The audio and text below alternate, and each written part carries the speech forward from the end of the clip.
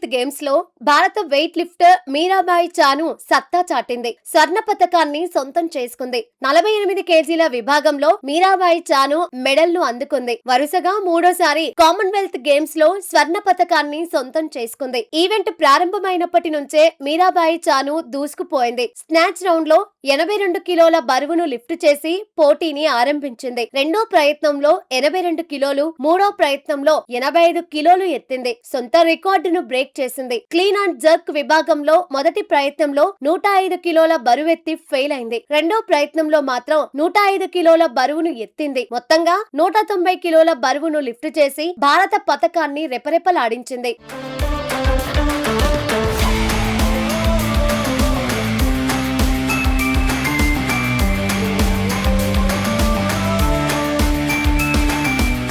31 సంవత్సరాల వయసులోనూ మీరాబాయి చాను రాణిస్తున్న తీరుపై ప్రశంసల వర్షమే కురుస్తోంది. నిజానికి యంగ్ వెయిట్ లిఫ్టర్లపై ఆధిపత్యం ప్రదర్శిస్తోంది. సాధారణంగా మీరాబాయి చాను బరువు 50.5 కిలోలు అయితే ఆమె 48 కిలోల విభాగంలో పోటీ పడింది. 49 కిలోల వరకు బరువును తగ్గించుకోగలిగింది. కానీ మరో కిలోన్నర తగ్గేందుకు 2 రోజులు ఆహారం కూడా తీసుకోలేదు. వెయిట్ తగ్గేందుకు సవాళ్లను ఎదుర్కొన్న మీరాబాయి చాను తన కష్టాన్ని మాత్రం వృధా కానివ్వలేదు.